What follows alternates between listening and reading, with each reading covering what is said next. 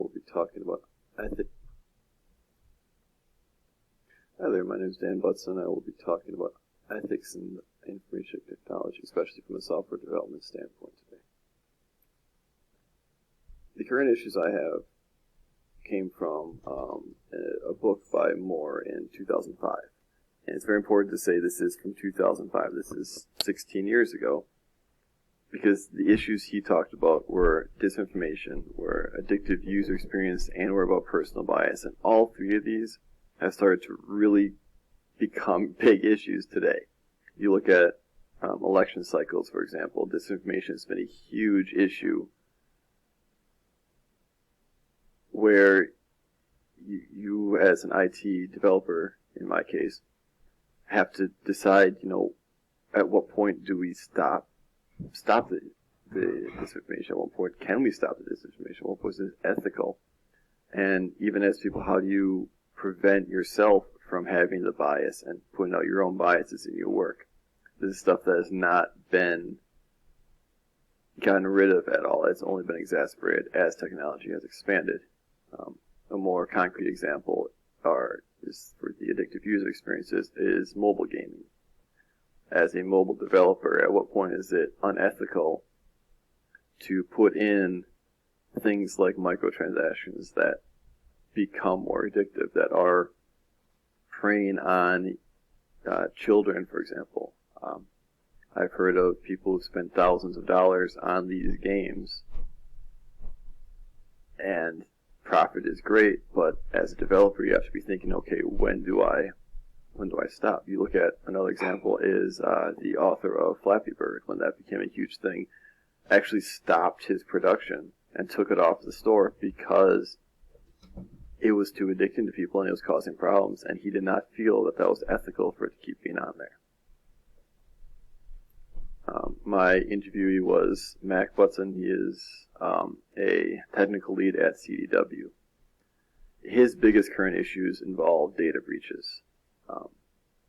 As an example, you look at LinkedIn, Facebook, just this last month had data from the users found on the dark web. Each of them was at least 500 million people whose data was leaked.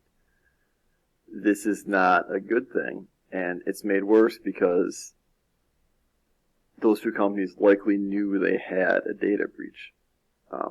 You have monitoring systems in place, especially as larger companies, that you can see, hey, someone accesses information, that's not good. What they didn't do was tell us what happened. Another example, look at Equifax, who had a data leak that they did release. All these things are, where do you draw the line on what's ethically allowed to do and what you can ethically hide? Is it okay to say, hey, we had a data breach, but nothing really important was stolen? Do we still tell everyone? And ethically, the answer is probably yes, but there's no regulation right now to really force that from happening. For technological regulations and economy, I read Kefi, who had a lot of opinions on robotics and AI especially. The problem we have now with IT is growing much faster than the law is, and that's been happening for the last 2-3 decades, where new technology keeps coming out that's not regulated, that we don't know where to draw a line with things. Nowadays you have a lot of these issues I'm talking about are things that are not regulated. I just talked about data breaches. That's not really regulated. These companies that had data breaches are getting slap on the wrist fines and small lawsuits that don't really affect them. Where do we put that in? The politicians today, many didn't grow up with these technologies, and because of that, and because of how fast they're changing, it's difficult to expect lawmakers to be able to keep up and to be able to be well informed enough to make these decisions. Another concrete example, imagine you are a programmer for a driverless car, and you've programmed it and it seems to be working great. car drives on the road and it can hit two people. One's an older lady, one's a child.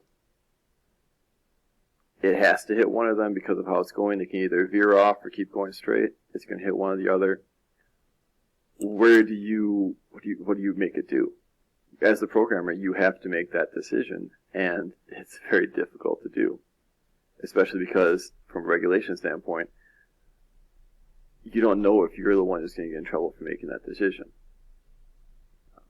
Not especially. I mean, mostly it's the fact that it's going to kill someone is the issue, but it's just a lot of new stuff coming out that we don't have the answers to yet. Another example is for regulations are medical records. Right now, medical records are, for the most part, hidden because it's a privacy issue, and that's good. You want your stuff to be hidden. As technology has become more prevalent, as things like genetic testing have become bigger, suddenly a lot of our information is online. What our company is allowed to do with this information, we have, I believe it was, I can't remember which one of the big genetic testing companies, that someone whistleblew and said, hey, they're actually giving this information away. And they did so anonymously, but still your information.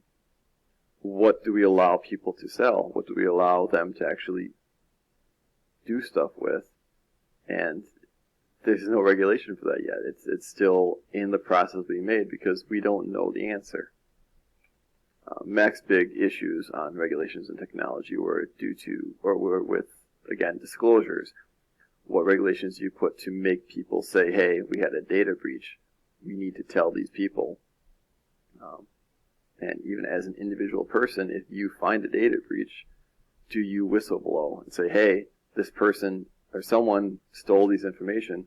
Do I tell the media and say, hey, that's the only way you're going to get the information out in those cases? On the same side, you're going to get punished for that.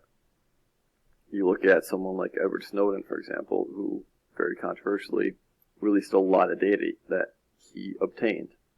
Some of that was data that Americans should probably know that was being hidden from them. Some of it was data on covert ops and military, which definitely should not have been released. There are ethical points to what we should disclose and what we shouldn't disclose. Another example, another situation he gave were ethical hackers. These are individuals who attempt to hack into company websites and company databases and the like, not to steal information, but to show them, hey, here's where you have a security flaw. As a company, what do? I mean,